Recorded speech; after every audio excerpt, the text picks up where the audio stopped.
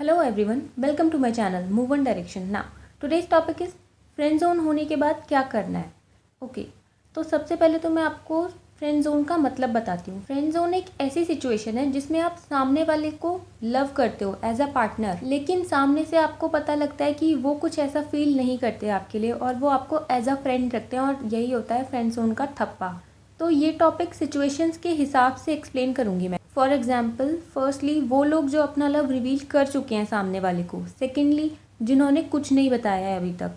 Thirdly, जिनका two sided था almost, लेकिन लास्ट में फ्रेंड जोन कर दिया उन्हें. और बाकी और भी सिचुएशंस होंगी. तो फर्स्टली बात करते हैं उनकी जिन्होंने अपने पार्टनर को बता दिया है और उन्हें फ्रेंड जोन कर दिया गया है. सबसे पहले तो बहुत सही किया आपने बताकर. कम से कम बीच में फंसे तो नहीं हो ना. अब आपके पास क्लैरिटी है सामने वाले को लेकर कि कुछ नहीं होना, तो आप नेक्स्ट को भी चांस दे सकते हो. अब फ्रेंड जोन मिलने के बाद अपनी फीलिंग्स दोबारा कभी भी एक्सप्रेस मत करना उस इंसान को. कोई भीख मत मांगना प्यार की. अपना बिहेवियर धीरे धीरे चेंज कर देना उनके लिए और धीरे धीरे उनकी लाइफ से गायब हो जाना.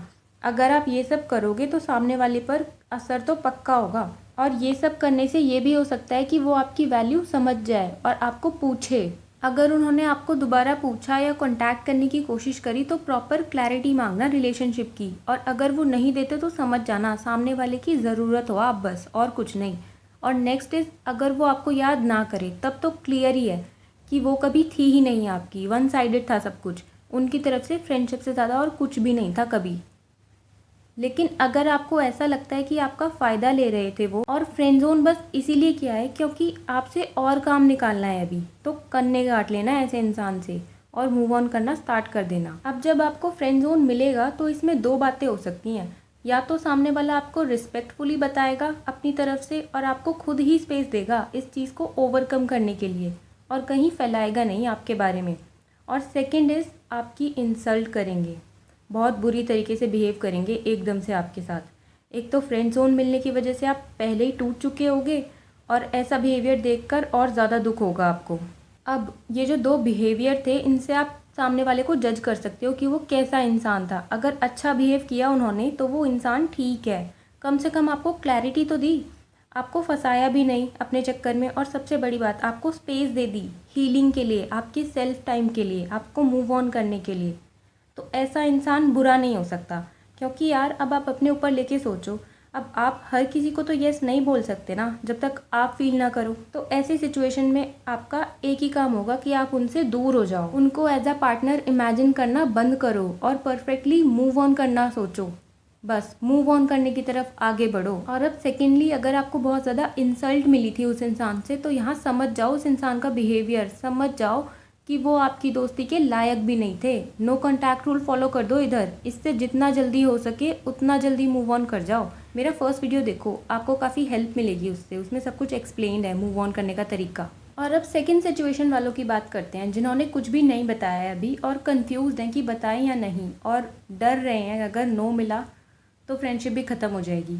सबसे पहले तो आप बॉन्डिंग देखो इस चीज़ को चेक करने के लिए. उनके साथ आपकी कितनी बॉन्डिंग है.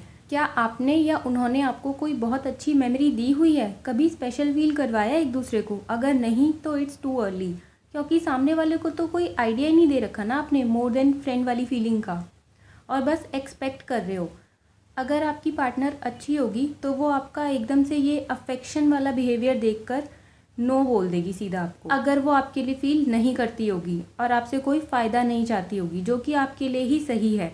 बट अगर आपको सामने से खुद ही हिंट्स फील हो रहे हैं और आपको साइंस मिल रहे हैं कि सामने वाला भी आपको मोर देन फ्रेंड्स की तरह ही लाइक करता है, तो आप बता सकते हो. क्योंकि अब आपका ग्राफ 60% तक पहुंच चुका होगा, इसीलिए ये सब हिंट्स आपको मिल रहे हैं बार बार. और अगर सामने से ना भी हो तो भी आपका ही भला है इसमें. आपको क्लैरिटी मिलेगी फ्यूचर के लिए. और आपका टाइम यार बहुत प्रीशियस है. आपका टाइम किसी पे भी ऐसे इन्वेस्ट मत करो. अपना टाइम फूक रहे हो फालतू में अपना टाइम, इसको इन्वेस्ट करो सही जगह, अच्छे लोगों में, अपने काम में, अपने एम की तरफ. और अब लास्टली उन लोगों की बात करते हैं जिसमें दोनों ही बहुत अच्छे तरीके से इन्वॉल्व थे और लास्ट में एक पार्टनर की फीलिंग्स सेम नहीं रही और आपको फ्रेंड जोन कर दिया. ये सिचुएशन बड़ी अजीब है. इसमें सबसे पहले तो आप अपने आप को एनालाइज करो, कहीं आपसे कोई गलती तो नहीं हुई. उनसे डायरेक्टली पूछो कि ये एकदम से फ्रेंड जोन क्यों कर दिया आपको। और ये क्वेश्चंस पूछने उनसे बहुत ज़रूरी हैं, अच्छे से पूछना इन क्वेश्चंस को, क्योंकि अगर ये क्वेश्चंस आपने अभी नहीं पूछे तो बाद में जब मूव ऑन करने लगोगे ना तो यही बातें आएंगी दिमाग में, इससे फोकस ख़राब होगा। ये मैक्सिमम केसेस में होता है और मैक्सिमम केसेस आपको इसी थर्ड केस के मिलेंगे। अपने वर्क या स्टडी में तो बिल्कुल भी ध्यान नहीं लगेगा आपका, दिमाग में ना 36 चीज़ें आएंगी पढ़ते टाइम, आपका फोकस लगेगा ही नहीं। और क्या चाहिए होता है हमें पढ़ते वक्त, सबसे ज़्यादा फोकस ही तो करना होता है, वही चीज़ नहीं रहेगी आपके पास। तो परफेक्ट आंसर लेना, आपके दिमाग को परफेक्ट आंसर्स चाहिए मूव ऑन करने के लिए। ये बहुत काम की चीज़ है, ये आपके बहुत काम आएगा। जब आपको परफेक्टली आंसर मिल जाए, मूव ऑन प्रोसेस स्टार्ट कर देना अपना।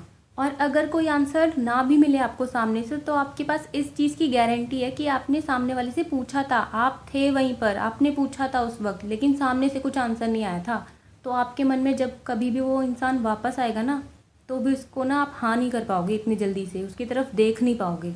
ये चीज़ बहुत इंपॉर्टेंट है करनी, दिमाग को समझाना बार बार। और अगर आप ये सब आंसर्स नहीं लेते हो ना, तो फिर मूव ऑन करना तो भूल जाओ, ये नहीं हो पाएगा आपसे। अब ये फ्रेंड जोन और आंसर्स मिलते ही नो कॉन्टैक्ट रूल स्टार्ट कर देना, क्योंकि यहाँ पर बस आप ही नहीं थे अकेले इन्वॉल्व, सामने वाला भी पूरा सहयोग दे रहा था। तो ये बुरा लगने वाली बात है, बहुत बुरा लगने वाली बात है। अब इस सिचुएशन में अपने दिमाग पर काम करना शुरू कर दो, बस उसे क्लैरिटी दो और किसी को नहीं, क्योंकि आपने माइंडफुली मूव ऑन करना है। और खासकर स्टूडेंट्स को, उनको सही में काफ़ी दिक्कत आती है, क्योंकि पढ़ते वक्त हमें फोकस्ड रहना होता है और फोकस की तो लगी हुई होती है पहले ही।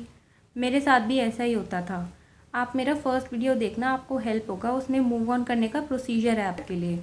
और इस वक्त बस अपने गोल पे फोकस करना, अपनी लाइफ बनाओ यार, स्टूडेंट लाइफ। और ये एज कभी नहीं मिलनी है वापस, टाटा बोल दो उसे, कोई कांटेक्ट नहीं करना उससे। अगर उन्हें फील होता होगा तो क्या पता आपके पास वापस आ जाए खुद ही, लेकिन आप अपना फोकस शिफ्ट कर देना ऐसा होते ही फटाफट। और आज के टाइम पे इस कलयुग में मजनू बने रहना ठीक नहीं है, बहुत बेकार बात है ये। और अब लास्टली, आपकी सेल्फ रिस्पेक्ट ज़्यादा है सामने वाले से यार। रिजेक्शन मिला है आपको, सामने वाले ने आपको रिजेक्ट किया है, आपको धोखा मिला है। आप एक सच्चे इंसान थे, आप अच्छे इंसान थे, आपके साथ हुआ है ये। अब बस गांठ बांध लो, ऐसे इंसानों से नहीं भिड़ना। याद रखो इसको हमेशा, जब जब वो इंसान सामने आएगा ना आपके, कभी बात या कुछ भी करने का मन नहीं करेगा उस इंसान के लिए। आपकी सेल्फ रिस्पेक्ट बहुत ऊपर है। तो आज के लिए बस इतना ही। अगर वीडियो अच्छा लगा तो लाइक करें और सब्सक्राइब करें मेरे चैनल को फॉर मोर सच कंटेंट। तब तक के लिए गॉड ब्लेस, थैंक यू।